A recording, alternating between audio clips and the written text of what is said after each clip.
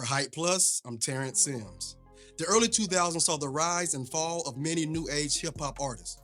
This digital era, which gave us the internet and iTunes, showed hip hop on a larger scale, but it also threatened artists' careers by changing the way music was bought and sold. During this time, it became clear that the longevity in the rap game was not promised, and those who were smart ventured out into other avenues before their run was up. Among these artists is Grammy Award winning rapper Chamillionaire. Known for his 2006 hit song Riding, Millionaire, who now goes by Cam, is regarded by many hip hop fans as one of the most lyrically talented MCs of the South.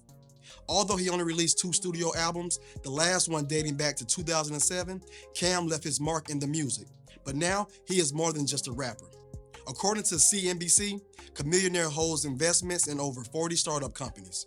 Many of the companies he invested in early on went on to sell for millions and even billions. While his music career quickly went under the radar, Cam emerged as a highly valued tech investor and entrepreneur.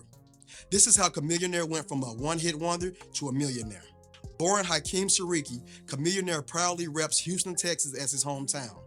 After connecting with local DJ and label owner Michael 5000 Watts in the late 1990s, Cam and his childhood friend, fellow rapper Paul Wall, earned a spot on the Swisher House Owners mixtape and soon became regulars on the underground Houston rap scene.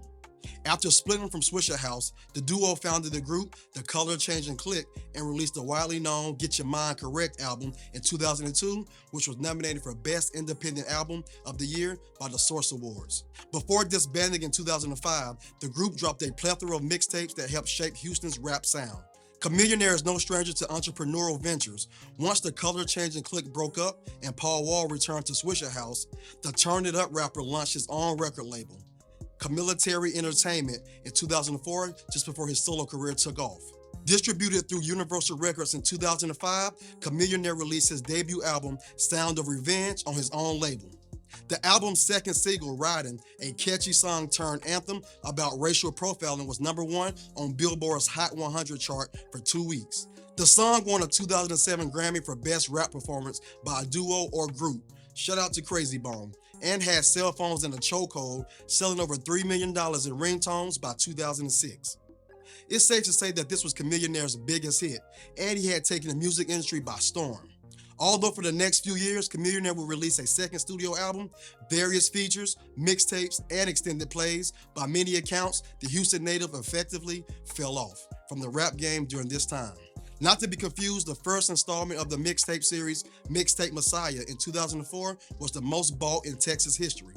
But to the mainstream audience, shortly after Riding, Millionaire had disappeared. But Millionaire has always been one step ahead. Similar to another trailblazing rapper, Millionaire was the first on many waves before they hit mainstream. He told Hip Hop DX, "There was a time when artists didn't have websites, and one of the few people that did have a full-blown website was me. Everything we used to do, people would be like, he's a nerd. There was a time when the ringtone thing took off, and there was only a few people on it, like me and Soulja Boy. Even the Napster thing. We were ahead of the curve on that. We're always jumping on a new thing ahead. So now when you see me doing this thing, it may be foreign to people, but the way I look at it is, everybody's going to be there eventually." Possibly being his first step into the tech space, Millionaire was in fact one of the first rappers with his own website in 2004. Before you could connect with your favorite artists via tweet or Instagram DM, Millionaire used his own website, Chamillionaire.com, to interact with his fans and keep them up to date on the latest in his career.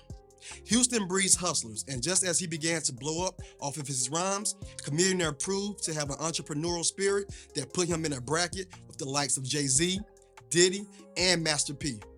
His day one partner, Paul Wall, told AllHipHop.com that being independent artists taught them how to be entrepreneurs. As a business owner himself, selling gold and diamond grills, he said, "We understand the concept of selling our records ourselves, or else we're not going to get paid. We got the strong hustle, the strong grind embedded in us since day one." Aside from having his own label and website, Cam went into business with his close friend, Big Ernest, as a co-owner of Houston-based auto dealer and car customization shop, Fly Rides Custom Toys. Cam decided to collaborate with Big Ernest to get corporate money for the business and build his clientele. He told All Hip Hop, "Out here in Texas, that car thing is big. We'll do videos and rent all kinds of cars, and people will waste all kinds of money on them, and instead, they can come spend that money with me. He said, noting that the company recently hooked up rides for David Banner and Pimp C. What really led to Chamillionaire becoming a leading angel investor was the interest he took in the same technology that threatened his rap career in the mid-2000s. He told Forbes, "I was thinking what happens if I break my leg today? What can I do to prevent me going back to the place of being poor? It led me to the world of venture capitalism. How are they making money? I decided I'm going to learn as much as I can." At a tech conference in Los Angeles in 2009, Chamillionaire met Mark Suster, a venture capitalist and managing partner at Upfront Ventures. Mark was in awe of Cam's knowledge of audience engagement through social media, and Chamillionaire appreciated the game Mark was willing to give out. The two became business partners. Chamillionaire would go on to become an early investor in the digital network Maker Studios, which sold to Walt Disney Company for a reported $500 million in 2014. Cam never gave an official number, but this was the first large profit from his early investments. He also invested in Cruise Automation, a self-driving car company which sold to General Motors for over $1 billion. In 2015, Chamillionaire was appointed as Upfront Ventures Entrepreneur in Residence, the first rapper to ever hold the title. The firm is the largest venture capital company in Los Angeles with $2 billion in total raised funds. Some of its notable investments include Ulta, PayPal Credit, Disney Digital Network, and Ring. Chamillionaire also invested in Ring himself, which was sold to Amazon for $1 billion. These are among the few companies that Chamillionaire took to in their early stages that proved to be more than worthwhile investments. The rapper has always had an eye for the next big thing, which makes him extremely valuable in the tech space. One of his biggest early startup investments was the rideshare company Lyft. The company was founded in 2012, and by 2015, Chamillionaire had become a partner. He even convinced some entertainer friends like Big Boy and Trey Songz to invest in the Uber competitor. Lyft, which was worth a reported $2.157 billion in 2018, went public recently with some early investors selling their stakes for a reported $550 million. But Chamillionaire, who has built a close relationship with the company's founders, doesn't plan on selling. When asked about how it felt to possibly have surpassed the amount of money he made rapping through investing, Cam revealed that becoming rich wasn't the main goal. In a 2019 interview with CNBC, he said, "My focus is not necessarily about money as much as people think. People often post articles that I'm trying to be a billionaire, and that's not actually the case. I believe that this industry has a lot of value in it, and that value hasn't been given to my community. So what I'm trying to do is learn as much as I can, make a lot of investments so I can plant some seeds to help my family, but also bring a lot of other people in. That's why I'm here." Chamillionaire has often expressed that he aims to bring more people of color into the tech space and entrepreneurship in general.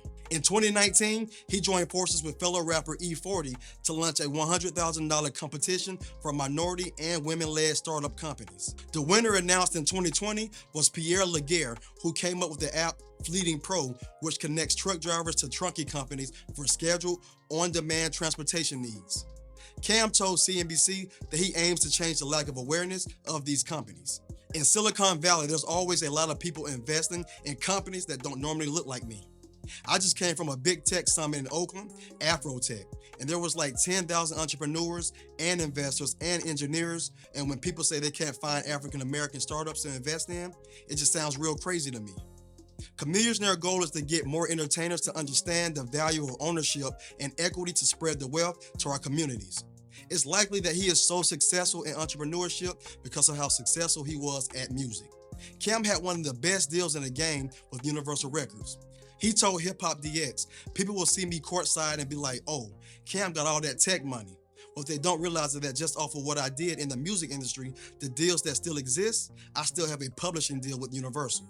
They still cut me checks, I still get 50% of everything. I can still do all the stuff they see me doing without any of the money I've made in tech." Because of the leverage he had by creating an early fan base using technology like Shoutcast.com in the early 2000s, Chamillionaire received a profit-sharing deal from Universal, which gives him a 50-50 share in net profits, a deal most artists would never see. Comparing the music industry to tech industry, he told Hip Hop DX, "As an artist, we'll go to the record labels and try to beg them for an advance, and they try to get us in a 360 deal and try to take all the ownership. You go to the tech world and the money is like unlimited. Apple and Google, they're throwing so much money into tech, and the tech company is attached to everything we know. I'm trying to be on the side of that." Today, Chamillionaire is still working with other artists and athletes investing in the early stage startups. In 2018, he announced his own startup company, Convos, a social media app which allows an influencer to connect directly with their fans. When asked if he would ever return to music, he told Hip Hop DX, "There was a lot of stuff in the music industry that didn't really align with me, but I don't consider myself going from the music industry. People always tell me I'm retired. I never said I'm retired. I still feel like I'm going to put music out whenever I feel like it, on my own terms, when I have something to say."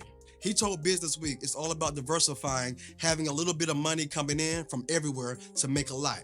In this rap world, once you step through the doors, you want to get as much as you can and grow your finances. Some people are only thinking for the minute. I'm thinking about building an empire. Stay up to date with the latest news and comedy by subscribing here to our YouTube channel. Follow Comedy Hype across all social media and look out for original content on our new streaming service at comedyhype.com. For Hype Plus, I'm Terrence Sims.